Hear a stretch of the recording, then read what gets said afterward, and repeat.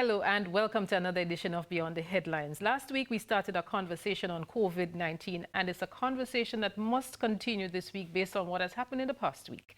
And tonight we'll be looking at the economic impact. I am happy to present to you our in-studio guest this evening, economist Mr. Michael Julien. Mr. Julien. Good evening. Thanks for sparing us the time when you should have been sleeping maybe. No, it's okay, it's fine. It's a pleasure to be here. Very good. And we also have Mr. Clement Charles. He's a representative of the National Taxi Association. Mr. Charles. Good afternoon. How are you? I'm fine, and you? There was a ship cancelled today, but you're still fine. I'm still fine. Well, God be praised. Yes. And tonight, we'll be crisscrossing the continents. We will be joined by Sitara Suresh Naidu. She's a senior journalist in India. And we'll be crossing over to Nigeria. We have Ukachi Chukwu. We're not certain if we will get her live, but if that's not the case, we already have some recorded snippets from her, so she'll be sharing the Nigerian experience. And we're also hoping to get on to our friend Tijani in Lagos, Nigeria, who is going to look at the economic impact. So I believe we have Sitara. I saw her appearing. Sitara, good night. It's morning in India, right? Yes, it's morning. And I could see those eyes trying hard to wake up. Well, you've got to do what you got to do if you're a journalist. So you got to do what you got to do. So you're going to start us off by telling us what's been happening in India. People are trying to assess what their lives will be. COVID-19. Any cases announced there? What's happening in your neck of the woods? Right. So currently we have over 45 positive tested cases in the country. And I am in a positive position to say that the country is taking a lot of efforts, especially the government. The health ministry has been trying their best to tackle the issue. And, for example, we have stopped exporting the N95 masks, and we have increased isolation wards in most of the state-run hospitals. Now, that is just what the government is doing, and they're also disinfecting most of the public transport and trying to, avoid fighting this virus from all angles possible. Now, however, and we also have a lot of securities screening for COVID-19 in the airports and seaports. However, the biggest challenge is the incubation period, which is that period which is between the infection and the time when symptoms start showing up. Now, that is 14 days of time. So even if anyone gets tested negative at the airports, they're still carrying the virus. They come into the country, and 14 days later, it starts to react. Now, that is one of the biggest, issues. So the government has been trying very hard to improve a lot of more tests, and they're trying to really stand on top of the matter. Now, apart from this, the health ministry is also tied up with network service providers. So every time we make a phone call to anyone, we hear a recorded message speaking about the virus and what are the symptoms and how essential it is for one to be honest, even if it's just a common cold, because the symptoms are so similar to a common cold. The government is really urging everyone to go to the doctor, get them tested, and stay on top of curbing the issue. And India has managed to tackle a lot more such viruses even in the past. Speak about swine flu, speak about the recent Nipah virus. So I personally believe that the government is doing everything possible, but what we lack is the lack of awareness about the virus, and for which, social media is absolutely not helping, because you have a lot of fake news going around, and people are coming up with simple remedies like using condiments that are available at home and saying that by consuming these things you're saving yourself, you're building a barrier. Now that is Sitara, sorry to interrupt you there. Sure. One of the things that people have been trying to find out, for instance, has there been some form of panic?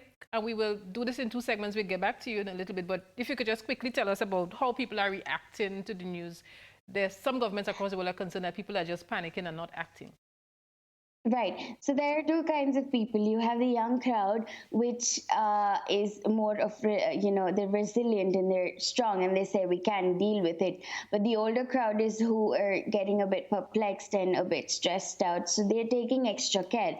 Any which ways, people are just taking care. So it just comes in favor of everyone.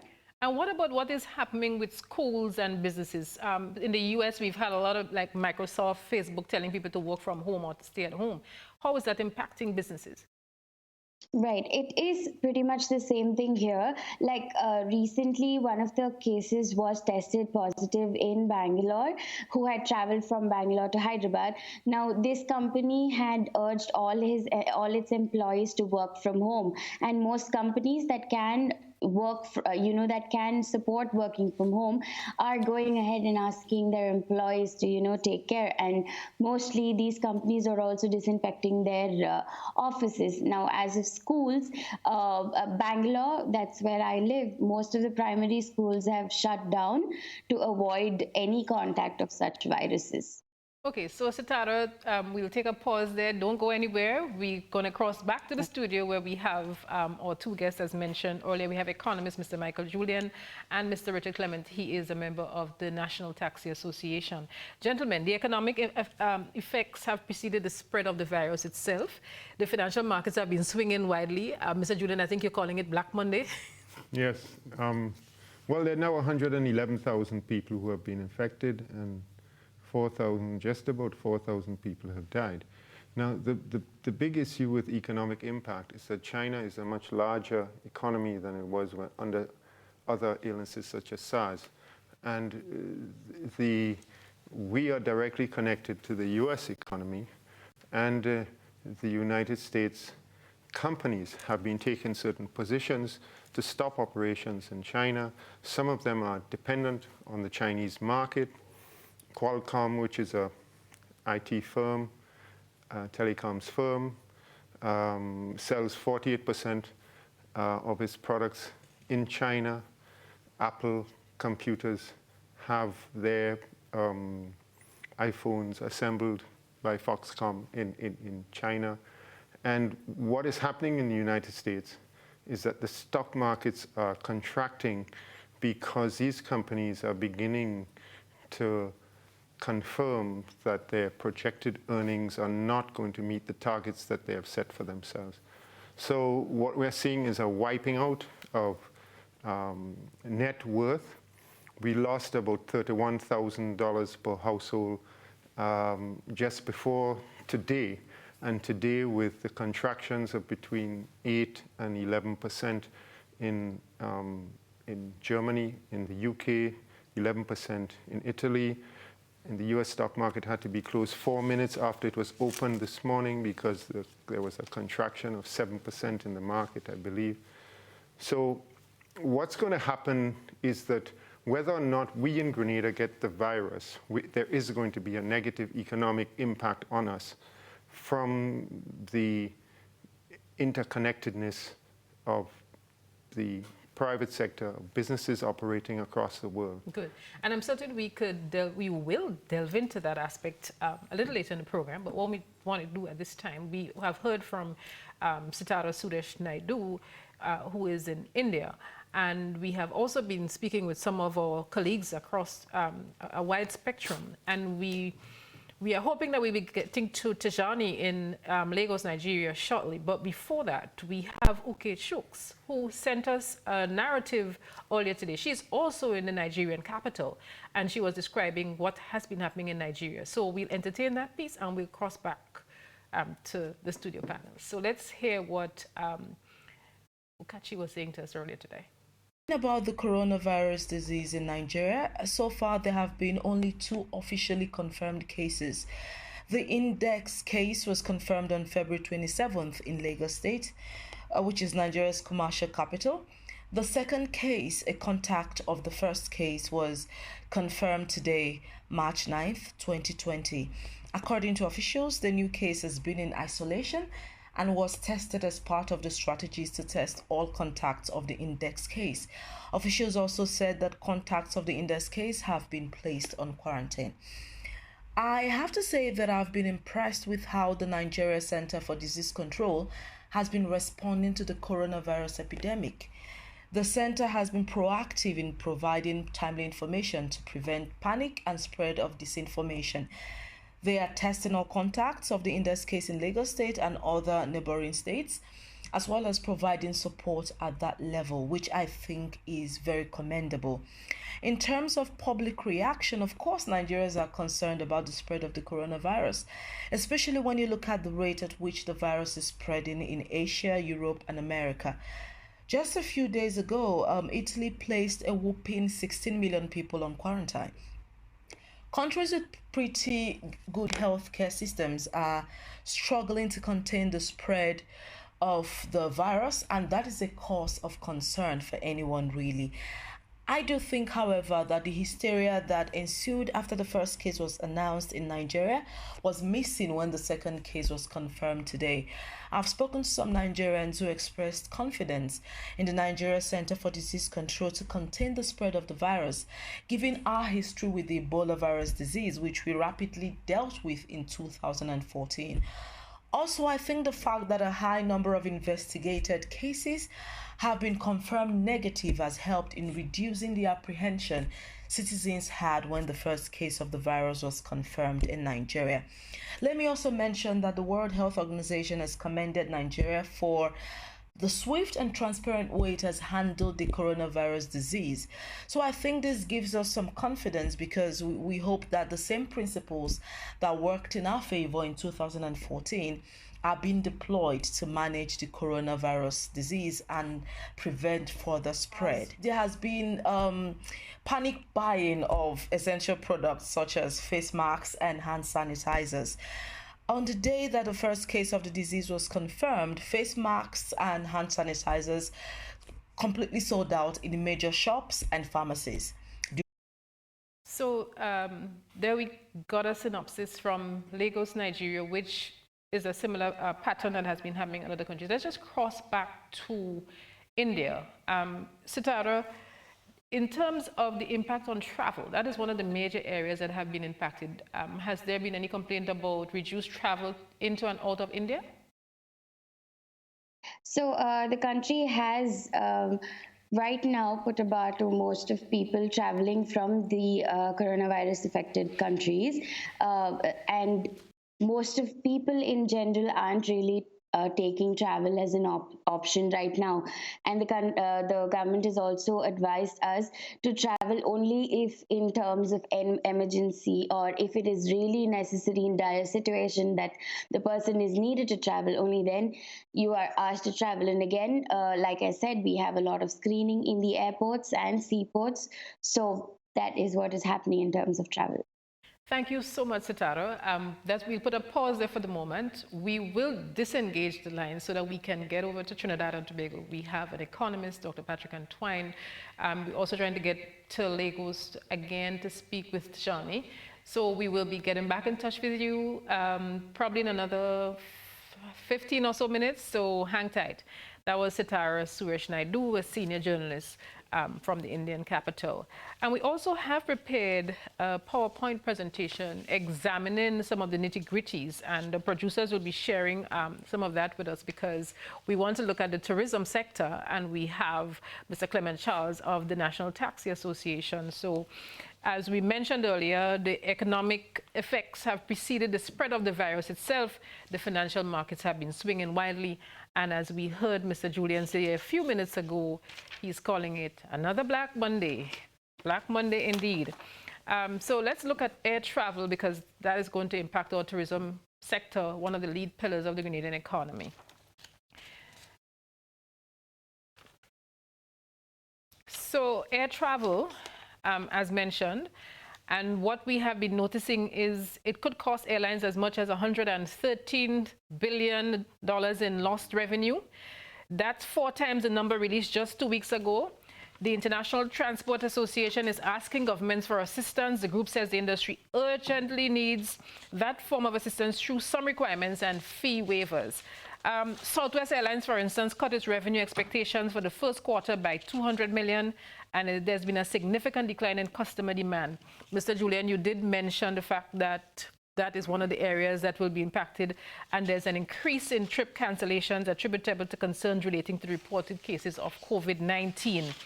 The airlines are also in limbo because one of the airlines in the UK, for instance, collapsed as the outbreak quashed ticket sales. And that was one of the airlines that was already struggling. The spread of the coronavirus sealed its fate because it had narrowly escaped bankruptcy in January. And the experts are saying this threatens the viability of regional airports across the UK.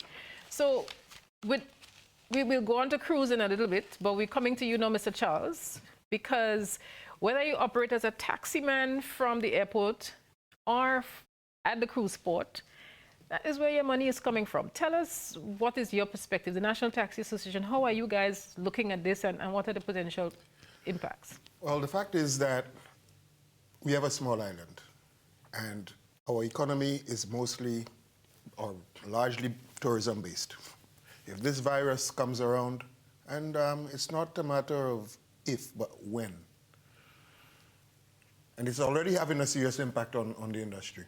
I mean, we had one ship canceled yesterday, and allegedly it was because of the pickup point. They had a coronavirus over there, so they couldn't do it. If this keeps happening, we're going to feel it seriously around here.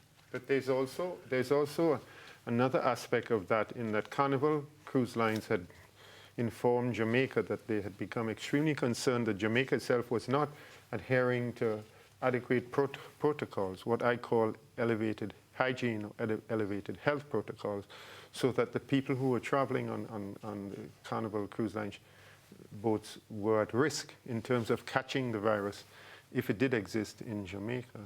So going forward, you might very well see that the airlines and the cruise ships are going to take a position that we in Grenada need to have much stronger health protocols in place. I agree with before they encourage people to come here. I agree with you on that. And we at the National Taxi Association, we're doing the best we can. We speak to our members, sanitize your vehicles as best you can, wash your hands as often as possible. The use of sanitization products, that's a secondary thing, but you have it. Wash hands, wash hands, wash hands, sanitize your vehicles. Try to minimize contact without being rude, but you try to minimize contact. You have contact, then you sanitize your hands, wash your hands, and we just try to do the best we can. So in dollars and cents value, you had one cancellation yesterday. There's a cruise ship that should have docked in Trinidad. It could not dock. It was scheduled to come here today? Not that I'm aware of. The one that was scheduled to come, that one was supposed to have been coming from Martinique. But there was a ship that should have docked in Trinidad yesterday, and it did not dock, and I understand should have docked here today and decided against it. Somebody said it was self-quarantined. Well, that may have been the case, but that I cannot speak to that intelligently. Good. So in terms of dollars and cents, if a cruise ship decides, like, cancel today, how much take-home pay is a taximan, for instance, likely to lose? Average. I don't know that I'm at liberty to quote a figure, but what I could say is that it does hurt, especially for the guy who is a taxi driver. Now, we have taxi drivers, and then we have taxi drivers who are also bus operators. So they may not feel it as much. But those of us who solely do taxi, when you look at the budget, you may have to go cry to your banker. And then after you cry to the banker, you have to go cry to your wife because that's less food on the table. It is a serious situation. Mm-hmm. And some people take it flippantly, but it's a serious situation, and we have to do the best we can to mitigate the situation if it does occur on our shores. So you're saying if it does occur on our shores, has the Taxi Association met and had a strategic planning session as to exactly, okay, guys, this is our 1, 2, 3, 4, 5. This is how we'll be handling this? I would not say a strategic planning but members have been encouraged over and over again to practice basic hygiene. Okay. In terms of finding some other avenue to stop the holes that would be poked in your pockets as a result of cancellations or reduced business, because some of the cruise ships have been impacted, they've had a lot of cancellations, and that is where you're having the trickle-down effect. Is there any kind of support that the National Taxi Association can provide? That has not really been discussed, but that would have to be a decision made at the executive level. There might be some resources that might be able to be deployed. Okay. So, Mr. Julien, we will also be crossing over to Trinidad and Tobago via Skype to speak with economist Dr. Patrick Antoine. You did allude to the fact that Grenada stands to lose, and you wanted to pick up on a point that you started making about the fact that we depend on these industries, and you're saying it's not a matter of if, it's a matter of when. Yes, I think there are a number of reasons why I think the virus will come to Grenada. One of the main reasons is that the quarantine period, which is being used at 14 days, is not picture perfect. There's some people who test, who provide what is called false negative tests 2 and 3 times. And then when they go out into the public space, they then test positive. And that's because the virus can manifest itself. The gestation periods can be longer than 14 days. They can be 24 days or even 28 days. So if the testing systems aren't perfect, it's more than likely that we will have some positive tests for the coronavirus in Grenada. Interestingly, the country that has done exceptionally well with managing the coronavirus is Singapore. And that's because they have a package which I call TTQ, which is they test extensively, and then they have what they call contact tracers, people who go about identifying all of the people that you've been in contact with if you have tested positively, and then they have a very strong quarantine system.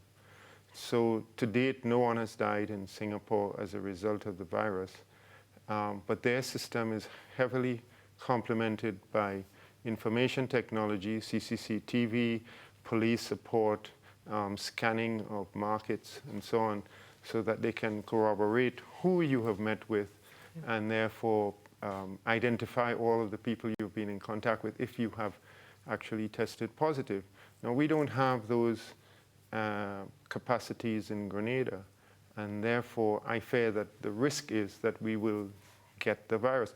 If we do get it, there are effective ways to manage it, providing that we decide to make the choices that are necessary in order to do so. And we could get to some of those choices. Right now, we are going to cross to Trinidad and Tobago, where Grenadian economist Dr. Patrick Antoine is based.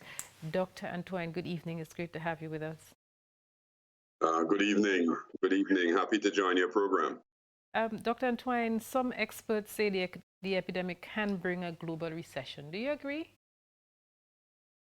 Yes, I think if the epidemic continues to be unchecked, and if we don't find a vaccine soon enough, it is likely to lead to a severe downturn in our global economic growth prospects. And today we're seeing prospects which in the medium term, if there is no check to the spread of the disease, which could see economic growth cut by about half, from 3.3 to about 1.5%. So it certainly can do that. So what is a trickle-down effect? In the case of Grenada,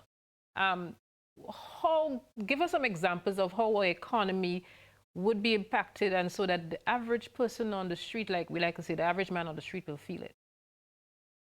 Well, a couple of things. It's always difficult in a program like this to sort of give some prospects. You're turning away from the microphone, Dr. Antoine, so you need to speak a little closer to in the direction of yeah, that's better now. You could lean back a little, but just don't turn away. You seem distracted. It's always difficult in a program like this to speak to some of these issues, but I want to do it this way.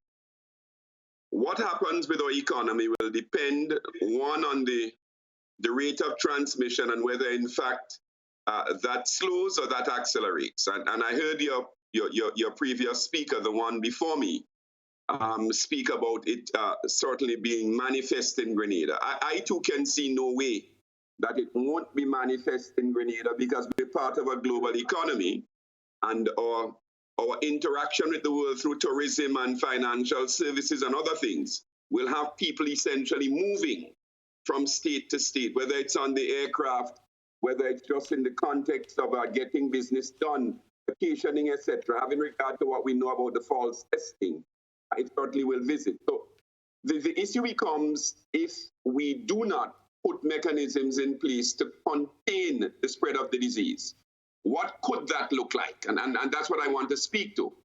What it could look like is that, first of all, we could see significant losses in terms of productivity at work.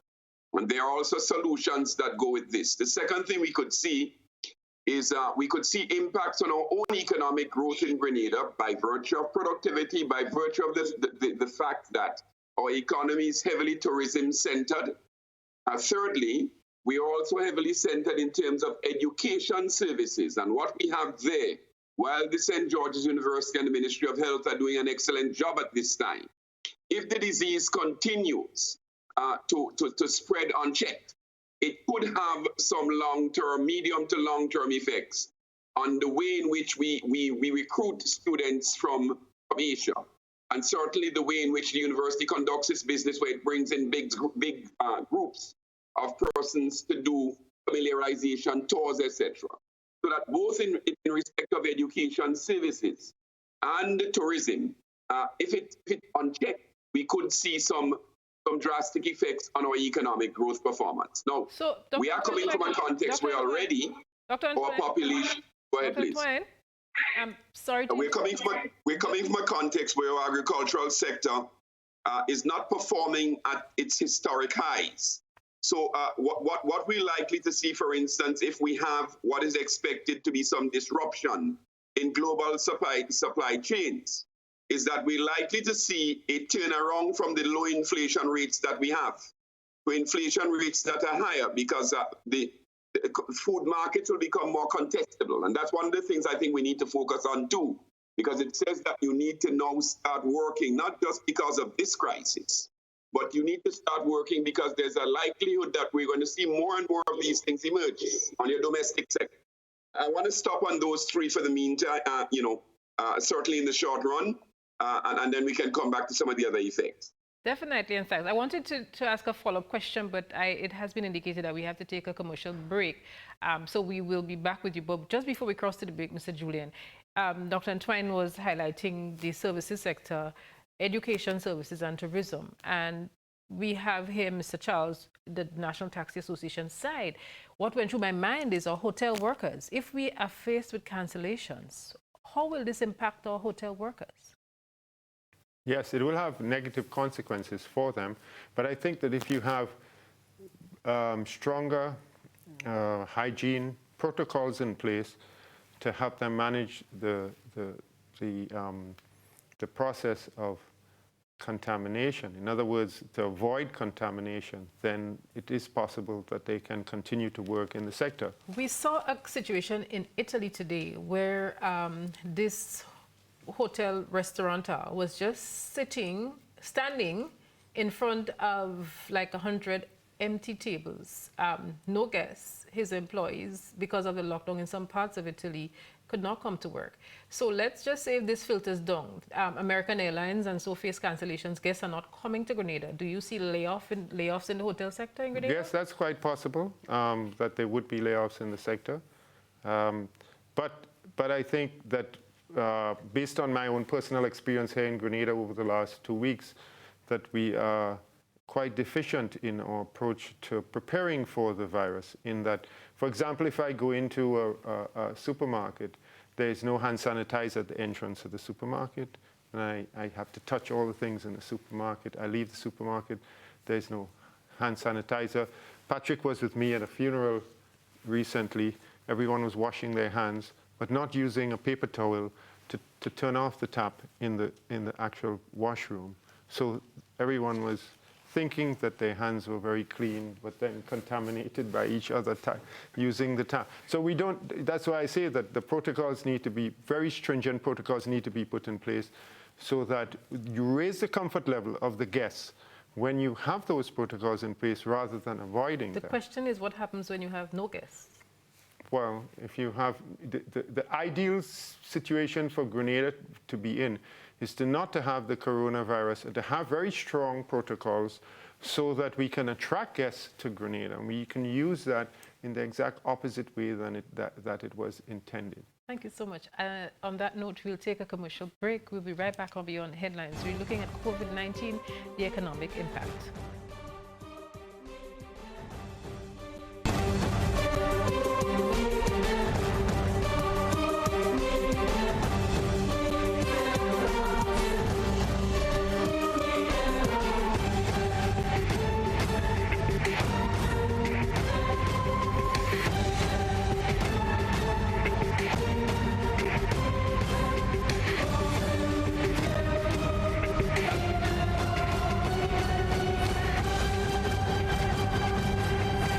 Inside that counts. Inside your house, that is.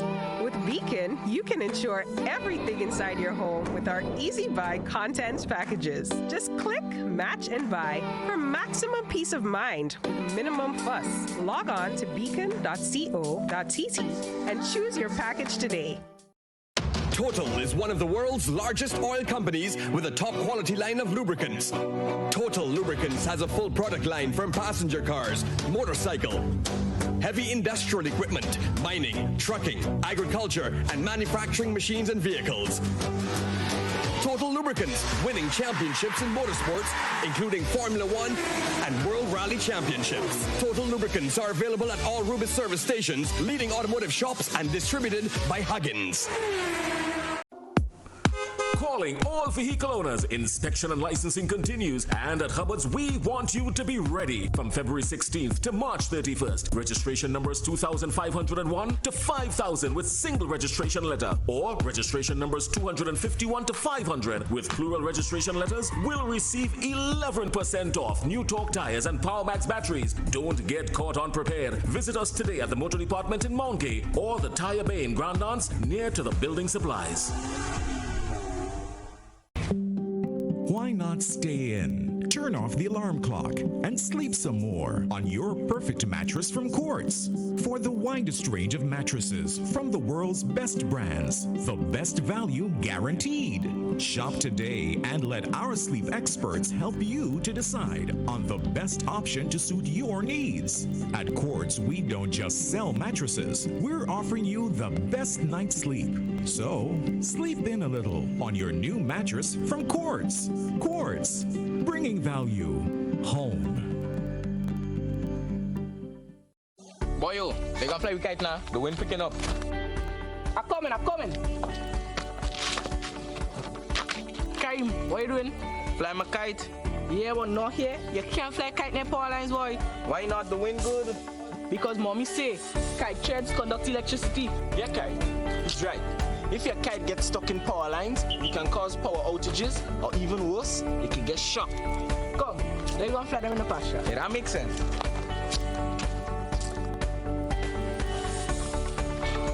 Kite threads conduct electricity.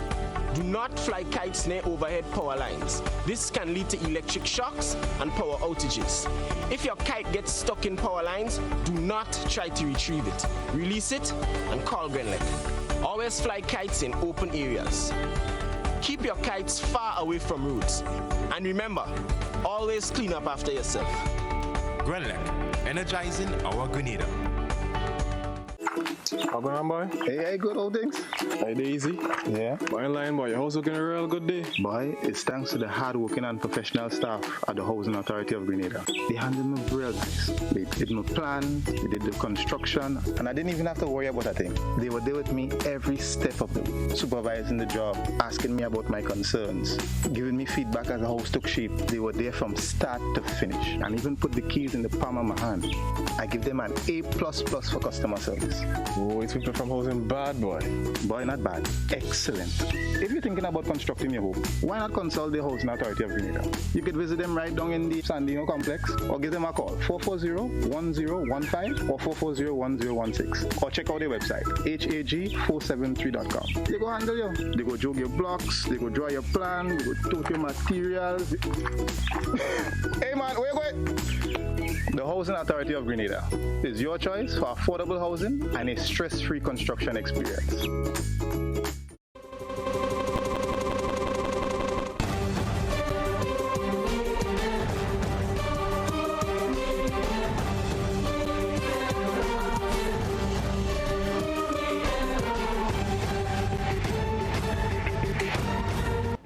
Welcome back. It's Beyond the Headlines. We're looking at COVID-19, the economic impact. Our in-studio guests this evening, economist Mr. Michael Julien and Mr. Clement Charles, representative of the National Taxi Association. Earlier, we heard from Sitara Suresh Naidu. She is based in Indian capital. And we also heard from Nigeria, our journalist friend there, Ukachi. And we will get a second insert from her. We have on Skype Dr. Patrick Antoine, Grenadian economist based in Trinidad and Tobago, and we will get back to him shortly. But we just want to take a look at the cruise ship sector internationally and how it has been impacted, and we'll go back to the PowerPoint slides. So as we have mentioned, the cruise industry is a big one in the Grenadian context. The shares in Carnival Corp, which owns Princess Cruises, fell more than 14%. Carnival lost 45% of their share value since the beginning of 2020. Shares in other cruise line operations were also hammered. Royal Caribbean fell 16.3% and Norwegian dropped 13.4%. No, Mr. Charles, I'm certain you see those figures and it's telling a story. And does it have you worried? It does have me worried. And it should have every Grenadian worried. Because, as I mentioned earlier on, tourism is our mainstay. A big part of tourism is the cruise industry. And yes, it does have me worried. So, in fact, it's more than worrying, it's frightening. It's gone beyond worry, it's frightening. Yes. And so what do you say to people who, you are internalizing this every day, you've looked at the figures, and some people are saying, well, people are only running them up with panic. And they shouldn't panic, but people like you have a reason probably not to panic, but to be concerned.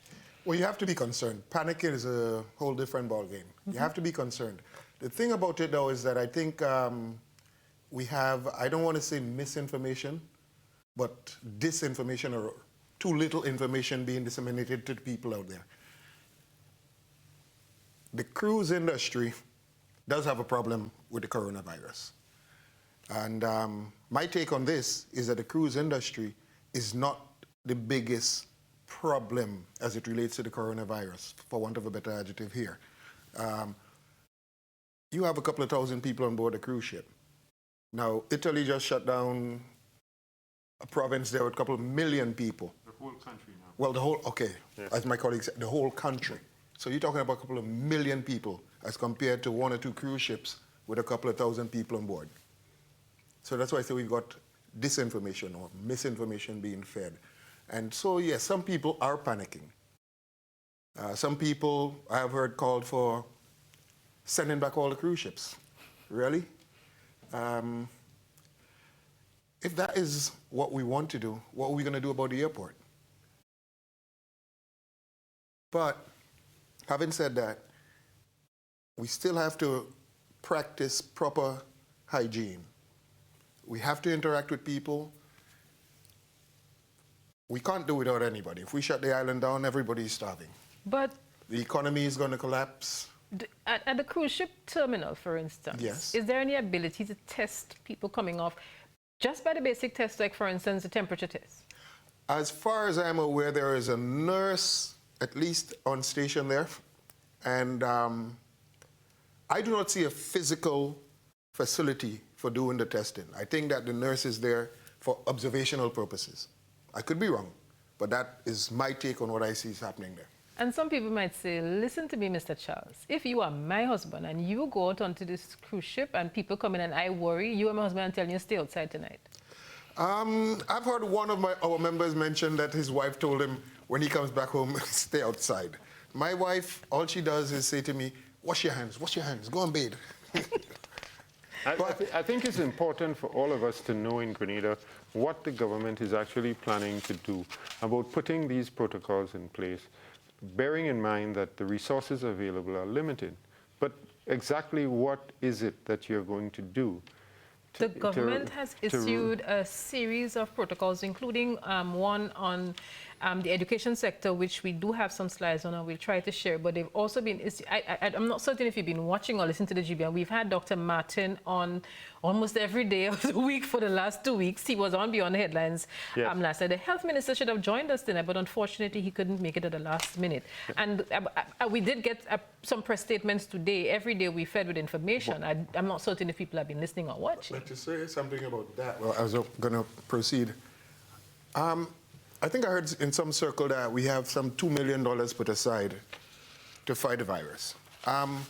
Money in the bank is not going to do anything against the virus. If you've got $2 million, purchase what you need, implement the protocols. Yeah, I'm very sorry. I don't see any protocols in place in Grenada. I don't see any. So we'll follow up. You go to the washrooms in the shopping malls, there are none. You go to the supermarkets, there are none. So you go to the hotels, there are none.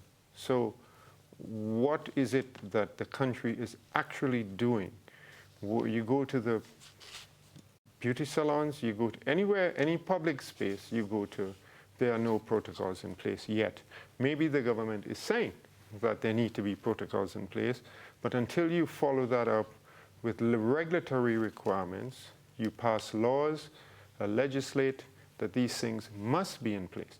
Then there is the issue of supply. You can't get, I was speaking with a supermarket manager today, when are the hand sanitizers going to be replenished on the shelf? Well, that depends on the wholesalers. Well, when do the wholesalers tell you that they will be replenished on the shelf? Not for at least another month. Well, what we have understood, even from the wholesalers, is that of availability, Mr. Julien, internationally, because internationally, and we'll go to our Nigerian friend in a little bit, she reported last week that within a 24-hour period, all the hand sanitizers was sold out. But we'll get back to that point. You mentioned the malls, and I think we have a slide dealing with what we call mall crawl, because that is one of the areas that is being impacted. And so what we have found is that we have some cases where more than 1,000 malls in the United States are bracing for a drop in foot traffic. In Canada, a Grenadian said to us last week, he said, I went to Fairview Mall and I have never seen this mall so empty. Last week, they shut down the Chinese-operated Pacific Mall in Canada because of a lack of customers. And so these are some of the ways in which we're seeing this impact us, and we're going to go back to Dr. Antoine. Dr. Antoine, I'm certain you looked at the cruise ship numbers in terms of the share prices and the value taking a tumble. And today we saw what happened at the stock market. Your thoughts on what's happening there? Well, three things. One is that I think what's happening with the share prices, certainly for a number of the economies in the region, and certainly for those institutions in Grenada that have external accounts either invested in securities or in stocks, what's happening with the cruise ship share prices is essentially just a manifestation of what's happening in the financial markets generally. So the financial markets are taking a beating, and if you wish, people are not as wealthy today as they once were. But this takes you to the second point. If people who are going to be traveling on cruise lines, taking vacations, coming to our country, believe that they have become relatively poorer, not as well off, because their own portfolios, whether it's pension funds or securities, is not as buoyant as it once was, then you're going to have a fall off in the demand. So it's not just what if they don't come. It's that when people are now thinking about taking vacation, they're going to be a lot more cautious about doing that. So the medium-term effects is also likely to be fairly strong. And the third point I want to make really has to do with the fact that we need to think about this in various scenarios. If this is really contained largely in the United States, then we can model for that, and we see that the impact on Grenada, for instance, because our economic growth has been identified as being linked more closely to what's been happening with U.S. growth rates and also what's been happening with the global financial markets. Well, if U.S. growth rates are down and the financial markets are down, the implications for our own economic growth rate is not going to be very strong. My final point on this, though, is that I've heard a number of colleagues talk about the protocols, and that's certainly part of it. I think it's true to say that we need to do more and act more quickly so that Grenada can access test kits. In Trinidad and Tobago, for instance, 2 or 3 weeks ago, they would have gotten probably 1,000 test kits. I'm not sure that we have any test kits in Grenada, and I think that's going to be a necessary part of the infrastructure to respond to this crisis. And of course, then there is the PCR machine, which I know there is good political will to get from the high-level technicians in the Ministry of Health. What we're facing, as you said earlier, are just logistic problems. You have people all demanding hand sanitizers at the same time in record volumes. You have people demanding PCR machines and test kits at the same time. And the global logistic system is not functioning as it used to be. So we have this other issue where we now need to look at the implications just for accessing things like spare parts, capital equipment, test kits, ingredients and other chemicals for the test. All of that now has to be looked at, and it says the Caribbean now need to start looking at a different response mechanism, which is not just regional, but is linked more closely to the global market. Those are my points on that one.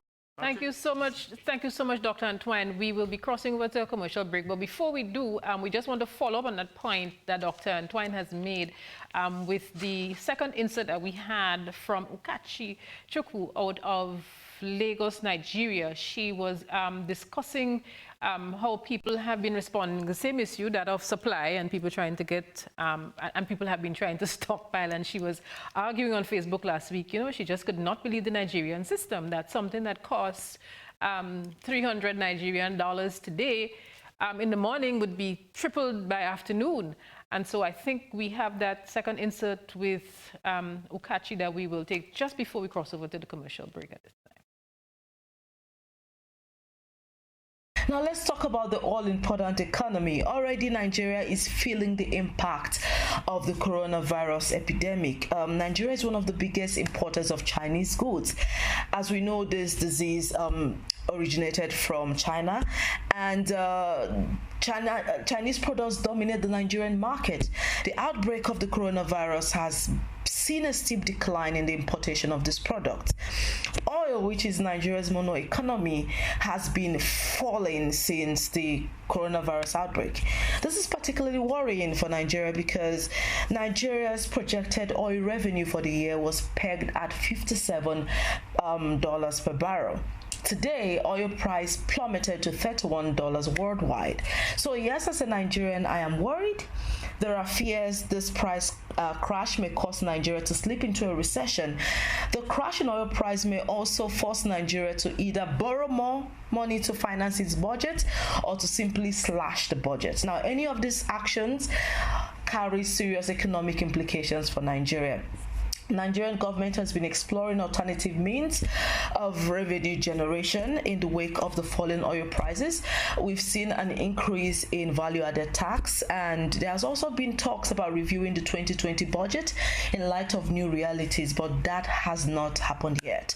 So overall, just like the rest of the world, Nigeria is feeling the impact of the disease in several ways, and I'm really hoping that the coronavirus is contained soon. Thank you so much, Ukachi Chukwu, based in Lagos, Nigeria. And so we have been able to put an international picture, put this in the international frame. And we hopefully, before the end of the program, can cross back to Lahore in India so we can speak with Sitara Suresh Naidu, a senior journalist there. Do stay with us. This is Beyond the Headlines. We take a commercial break, and when we come back, we'll be taking your calls, and we still have Dr. Patrick Antoine, economist, on the line with us. Stay with us.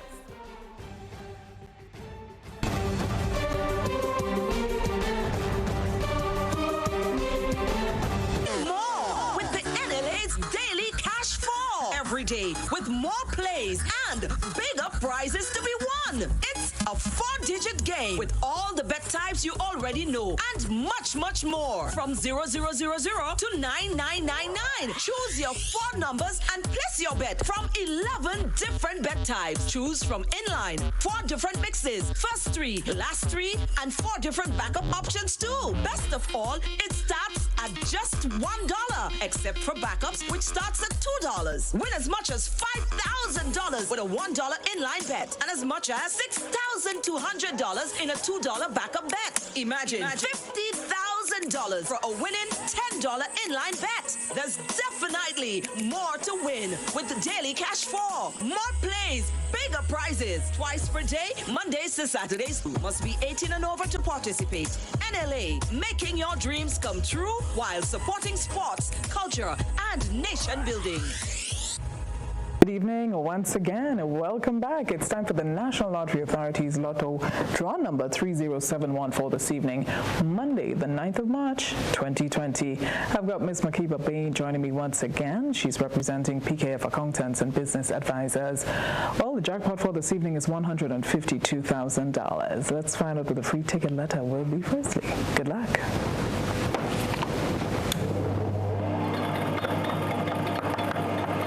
And this evening's free ticket letter is, yes, the free ticket letter for this evening is the letter L as in Lotto. That's L as in Lotto. Well, it's time to reveal tonight's 5 winning numbers for $152,000. You got your tickets? Good luck.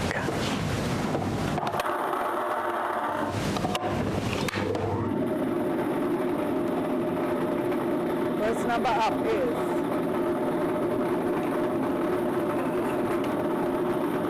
first number is 20. Second number, 11.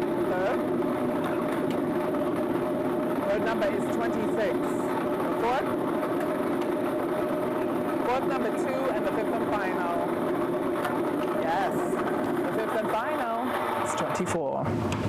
All right, so we got to recap. Check those tickets. Reminding you again, the free ticket letter was L as in Lotto. That's L as in Lotto. And the 5 winning numbers. Let's recap. Check your tickets. First number, 20. That's 2020. The second number was 11. 11. Third number, 26. 26. The fourth was 2. 022. And the 5th and final, 24. 24. This has been Lotto Play and Win a Lot.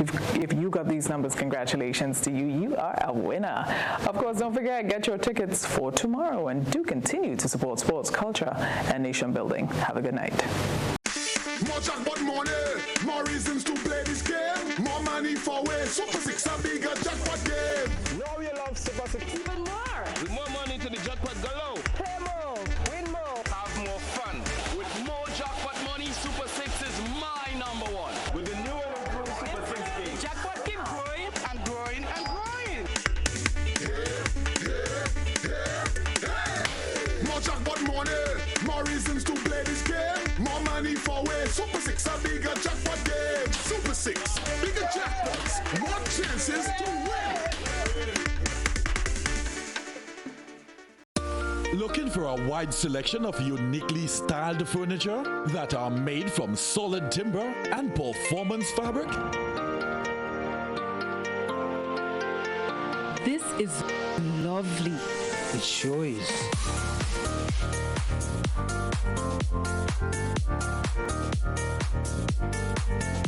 Look at this.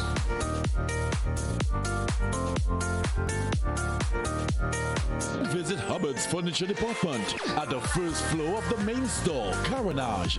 Your selection will certainly provide comfort in your home and office. Hubbard's, quality service, affordable prices.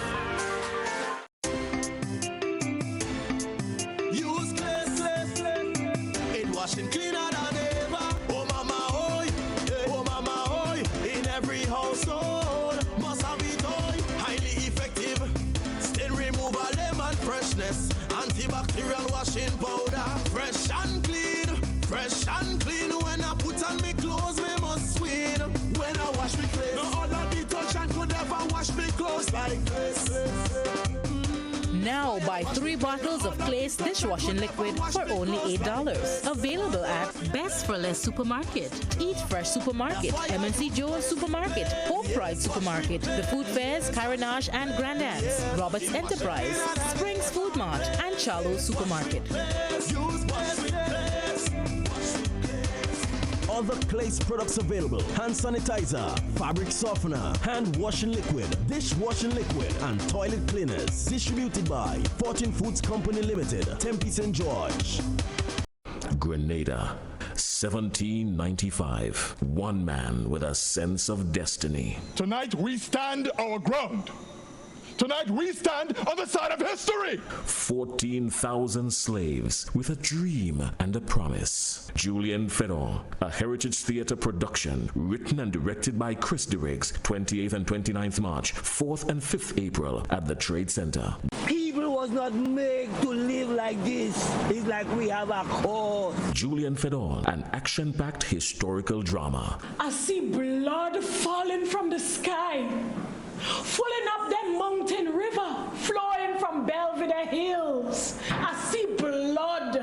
4 big nights of theater, the play the nation has been waiting to see, with Samuel Gilvey, Lisa Grappy James, Robert White, Dale Devine, and other top-of-the-line acting talents. Opening Saturday, 28th March. Get your tickets now. Total is one of the world's largest oil companies with a top quality line of lubricants. Total Lubricants has a full product line from passenger cars, motorcycle, heavy industrial equipment, mining, trucking, agriculture, and manufacturing machines and vehicles. Total Lubricants, winning championships in motorsports, including Formula One and World Rally Championships. Total Lubricants are available at all Rubis service stations, leading automotive shops, and distributed by Huggins.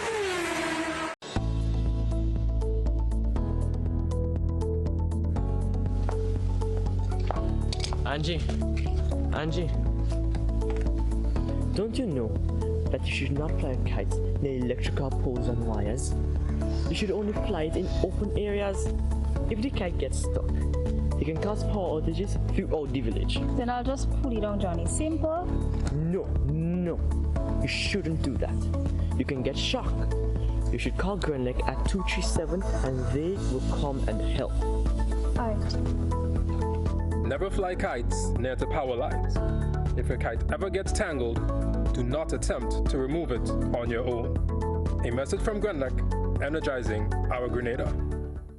Why not stay in? Turn off the alarm clock and sleep some more on your perfect mattress from Quartz. For the widest range of mattresses from the world's best brands, the best value guaranteed. Shop today and let our sleep experts help you to decide on the best option to suit your needs. At Quartz, we don't just sell mattresses, we're offering you the best night's sleep. So, sleep in a little on your new mattress from Quartz. Quartz, bringing value home.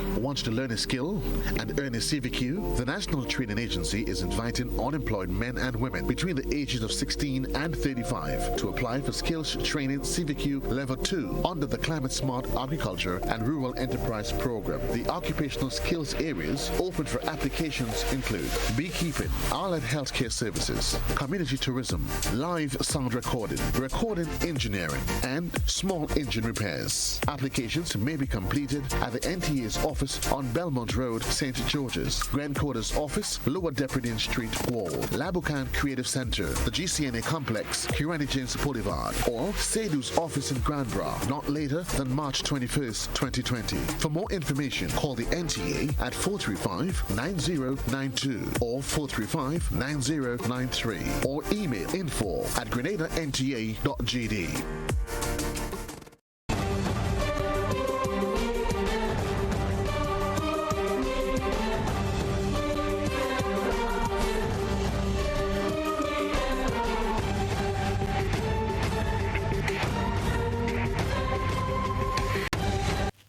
Welcome back to Beyond the Headlines. We're looking at COVID-19 tonight. We are assessing the economic impact. We have in studio with us Mr. Michael Julien. He's an economist, and we have the representative from the National Taxi Association, Mr. Clement Charles. Over in Trinidad and Tobago, live on Skype, we have Dr. Patrick Antoine. He's also an economist, and we have been reaching out to our friends from across the globe. We've been to Nigeria, and we've also been to India, and we have Suresh Naidu back with us from Bangalore in India. Sitara, can you imagine, I was thinking for a while that we had Amna Usman from Lahore in Pakistan. So I was getting my cities all mixed up, but we're all one world.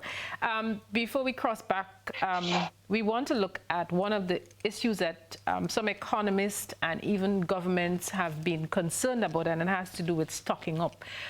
Some people apparently have been stockpiling. We had a hilarious case where a family ordered toilet paper and thought that they were ordering 10 bales when indeed they ordered 10 tons. I think they just made a mistake. So somebody was saying they had toilet paper to last them the rest of their lives.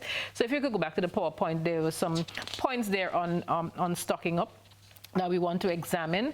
And so consumers have been flocking to warehouse stores. They've been stocking up on essentials like toilet paper and non-perishable food. Costco reported that its February sales jumped 12.1% this year when it compares to the same period last year. And the surge has been attributed to concerns over the coronavirus. One of the other issues that is happening across the world, especially in the U.S., has to do with mortgage rates as well. Mr. Julien was talking about the fact that we would not see these things happening now, probably in Grenada, but within another 6 or more months, we'll see it happening. So let's look at what's been happening with the mortgage rates. The mortgage rates, they have been on the decline. The 30-year fixed mortgage hit a record low of 3.29%, driven down by investors shifting money into the safety of U.S. Treasury bills. Average on the benchmark 30-year loan tumbled this week from 3.45% last week, and the new rate is the lowest at Freddie Mac. Freddie Mac is a company that buys mortgages in the U.S., started tracking it in 1971. So the new rate is the lowest since 1971, and that's based on Freddie Mac analysis. So, Dr. Antoine, we're coming back to you. When you look at the whole issue of stockpiling, as some people have been labeling it, is it a good thing, a bad thing? Well, certainly for Grenada and for most of the Caribbean countries, because we are net food importers and net importers of non-agricultural and industrial products. If the demand increases in the United States and the industrialized and the advanced developing countries like Brazil and India and China, then it is going to impact us extremely negatively, because you now have a situation where your logistics chain is disrupted. So your cost of service is going to increase, even where you can get it. But secondly, you have a pullback in terms of productivity in China, Italy, Japan, and many other countries. So you have less products available. Prices are going to rise, and countries like ours are going to suffer tremendously. So it's not a good thing for us, which is why earlier I alluded to the fact that this could totally reverse the benefits that we've seen over the last 3 years of low inflation rates. That's the first thing. In terms of the mortgage rates, my own view as an economist, and I keep very, very close tabs, I have to, that's what I do, among other things in the region, is to look at what financial markets are saying and the implications for the private sector in the region, is that the Fed's action is going to be ineffective. It is going to be ineffective in terms of providing the stimulus that they expected to provide, because people are just afraid. People are afraid. It is not as though you're going to get any more goods being produced. Yes, what they're doing is trying to cut the rates so that they can shore up the financial markets. But with people leaving stocks and with increasing amounts of funds going to securities, what's going to happen is that you have to offer less and less to get these funds, so the securities rates are going to fall. So my own view is that while we're not going to see the transmission to the Caribbean, those responses on the monetary side, we call them monetary responses, are not going to be helpful. We have to deal with this from the fiscal side. We need a fiscal response, which is a fiscal stimulus. And I think that's really one of the things I want to come to if we have the time. Because right, Caribbean so Dr. Antoine, we'll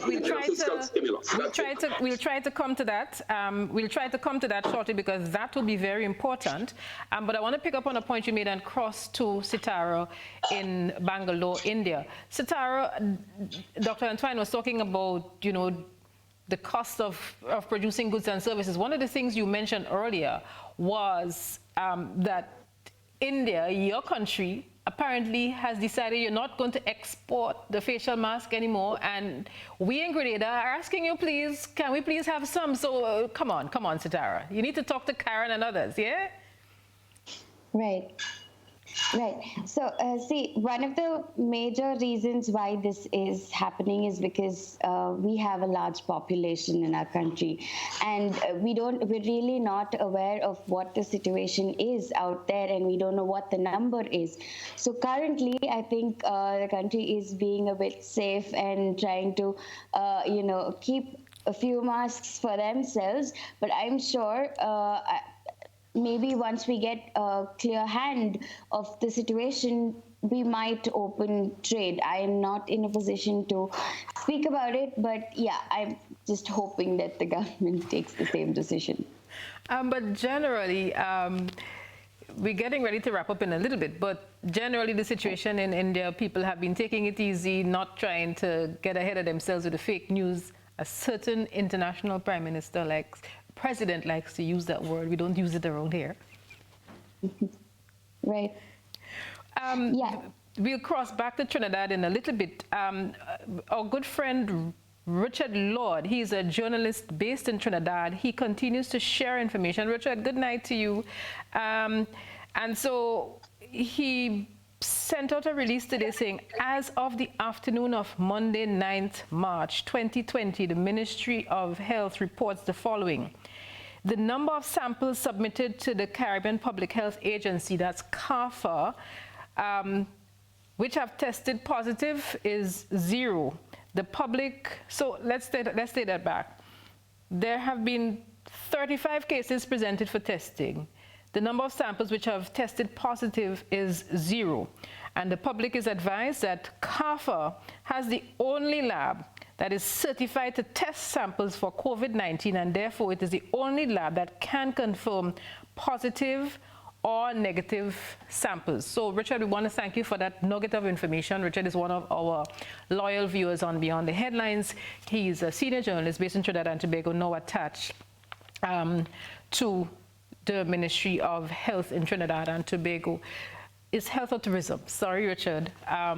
So we want to thank you for that nugget of information. Mr. Charles, one of the things people are wondering about as they look at the economic impact, festivals, they bring a lot of money into the country. We have quite a few cultural events and festivals lined up for the next 8 weeks. And then the big event is coming up in July, August. Your thoughts on what could happen there? Well, at this point in time, we're happy that we have no confirmed cases as yet. So that poses a question. Our time is coming. We are going to get it whether we like it or not. No, don't say that. Then the question becomes, what happens to our carnival? Are we really and truly seriously considering the ramifications of what could happen comes carnival? We know it's a big festival, it's a big money earner, but we also know there is a lot of decadence that takes place around that time. Are we preparing ourselves to handle the possibility of what could happen if we do get the virus? Even if we didn't get it before Carnival, a lot of people will come to our shows.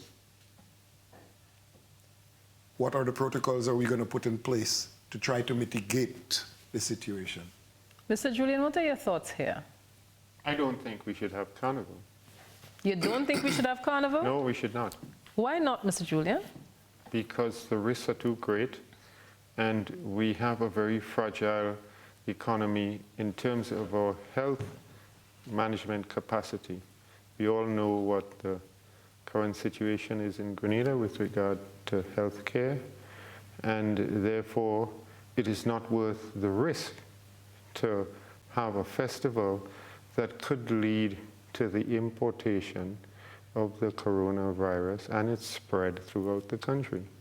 It would be a devastating thing for us to manage, and therefore I think it's not something that I would recommend. It's one carnival out of 100. So we're not going to die if we don't have it. Some people won't make money, but more importantly, we'll be saving lives in the country because of it. It's better to be cautious and safe than to be risky and regretful at the end of the day. Some employers internationally have been... Presenter, I would really love to comment on that. Go right ahead. Really love to comment on that. My own view is I want to nuance what was just said in this way. I believe that if we cannot put the protocols in place in a way that ensures the integrity of the health of our people, then perhaps we need to consider postponing Carnival. In short, if it turns out that we've come up with a checklist and we're comfortable and confident that we have the response mechanism to deal with this, then I think we ought to go ahead with Carnival. Let me be clear. This coronavirus is only a manifestation of a whole host of other viruses that we will have to contend with going forward. This is the new normal.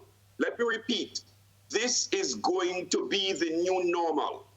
So what we need to do is to use this as an example, as a test case of what we need to do with our health care response systems, what we need to do with our systems for testing, because we're going to be faced with these kinds of crises going forward. So that's my view. It's nuancing what Michael said. And if we can't put it in place, Michael, then I think we ought to do what you're suggesting. Okay, but let us try to lift the bar first. Yes. Let us try to respond first before we go there. That's my view. I agree with you. So you gentlemen seem to be starting a war. Let me make it abundantly clear that the views expressed are those of the gentlemen on the program tonight. I did not call for any ban on your carnival.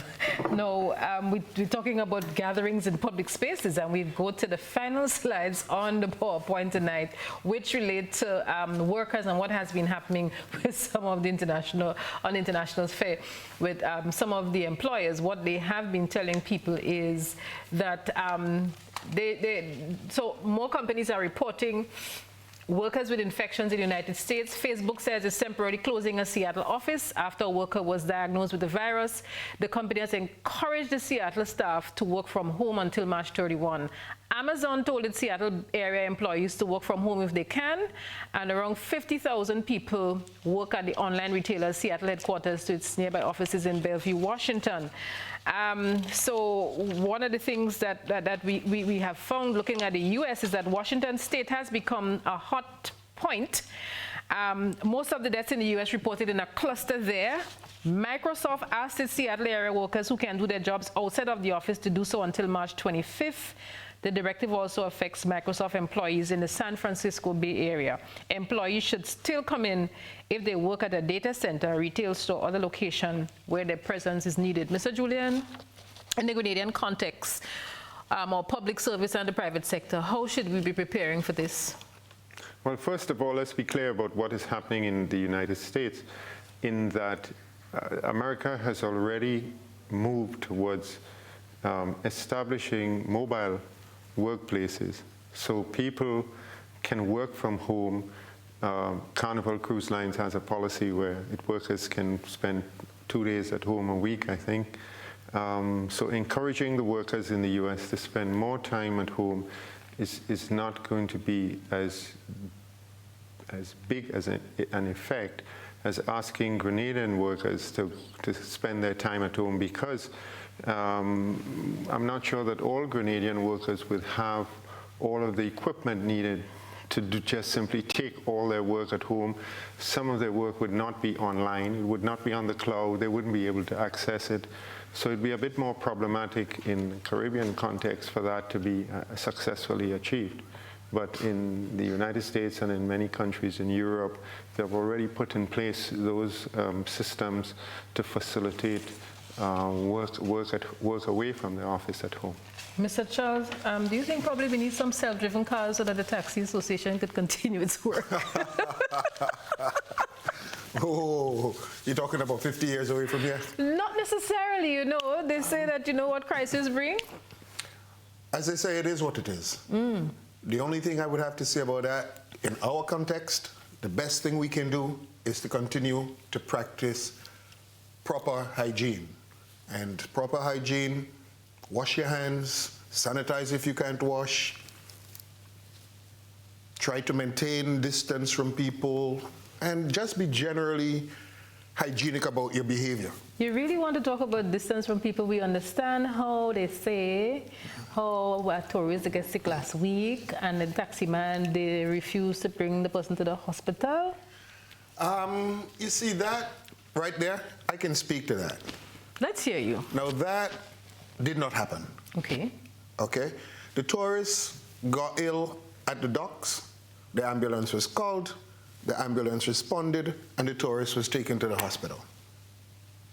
At about 10 p.m. the night, I took the tourist's wife from the hospital to a hotel. If a tourist gets sick and they need a taxi service, we will not refuse to provide the service. Sometimes we take the tourists, say, to the sculpture park. We leave them there. If something happens and they need to be transported back to the ship or back to the hospital and we're not there, somebody's got to take them. But if I'm there, I'm not a doctor, I can't diagnose, and that's a human being. And we provide service. And that's what we do. So that rumor is absolutely false. And malicious. And malicious. In nature. Yes. Dr. Antoine, we're getting ready to wrap it up. You have 30 seconds to close us out. Your thoughts on how the public service and the private sector in Grenada should be preparing for this and responding.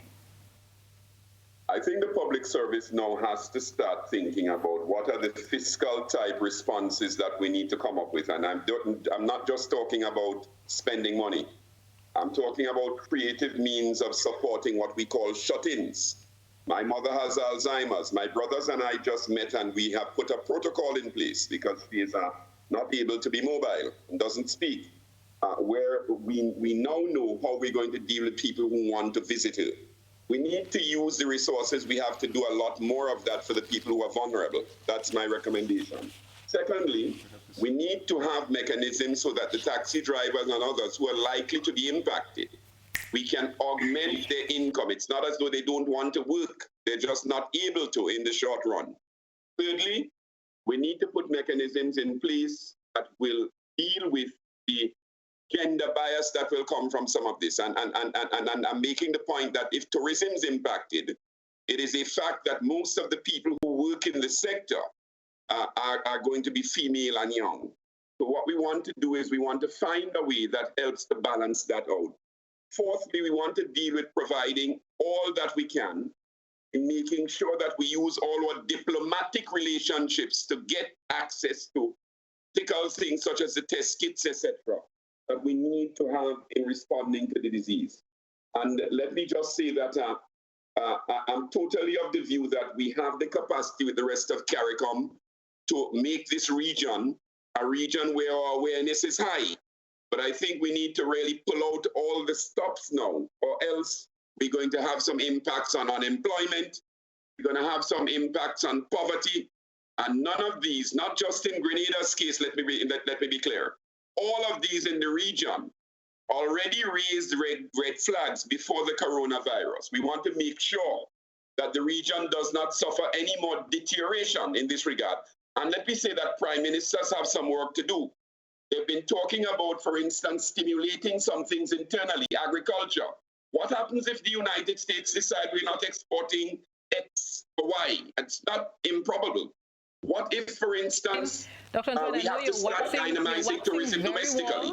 Work to do for everyone. We're getting ready to close it out. And I just realized that Mr. Julien had a slide that he quickly wants to close us out with, and we'd ask the producers to assist us with that. Mr. Julien, you were talking about the age groups and looking at clusters. Of course. And we have the slide to close us out. I mean, very quickly, if you look at this chart, this is a chart which research done by the Chinese government, the Center for Disease Control, in which on the left column you have 10 to 19 years of age, 20 to 29, then coming down, you go straight up to 80 plus years of age. And Grenadians don't panic. People under 60 years of age are relatively safe because less than 0.5% of them who get the virus actually die. The problem is with people 60 and above. And we can see that people 80 and above, about 14.8% of them die when they get the virus. So if I were the Ministry of Health, I'd want to concentrate on people above 60 years of age in Grenada. Now, the number of people in that age group are about 12 to 15,000. And so what can be done on a practical level is to target those people with information about the type of protocols that my associate here was talking about, and secondly, to get the doctors to identify all those people in Grenada who have heart problems, who have high blood pressure and diabetes problems. And those people, which represent a subset of the 12 to 15,000 people in that category, are the ones that we need to ensure get the most immediate medical attention when the virus does come to Grenada. Okay. But that means that you have to have supplies made available to doctors and nurses so that they will treat those patients who will come to them on a regular basis. Thank you so much, Mr. Julien, for taking us out on that note. Very wide-ranging dissection of the issue. And so, ladies and gentlemen, and to our young people who have been watching the program and participating, listening via Classic Radio, wherever you are in the diaspora across the world, we want to thank you so much for joining us on tonight's Beyond the Headlines program. In case you joined us late, we had with us Mr. Michael Julien. He's an economist, and next to him we have Mr. Clement Charles, representative of the National Taxi Association. Mr. Charles, thank you so much for sharing your thoughts. Thanks for having me. It's been our pleasure. Dr. Patrick Antoine, a Grenadian economist based in Trinidad and Tobago, joined us via Skype, and we're eternally grateful. Sitara Suresh Naidu in Bangalore, India. She joined us intermittently. And we also had a contributions from our journalist friend in Nigeria, Lagos to be exact. We had Ukachi Chukwu, who joined us. Those are my colleagues whom I studied with together at the University of Sussex 2 years ago, and I just want to thank them for the continued collaboration. Richard Lord, who's also contributed from Trinidad and Tobago. Richard continues to be one of our lead contributors, contributing from the background. We want to thank each and every one of you, the entire production crew, the GBN Newsroom, Sherry and Blackman, Stephen, Joseph McKee Smith, and the entire production crew. We want to thank everyone who worked to make tonight's program the success that it has been. And we just want to thank you, our viewers and listeners. They said no shaking of hands, so I just have to do a wave. Just have to do the wave, no shaking of hands. Or probably we do the elbow.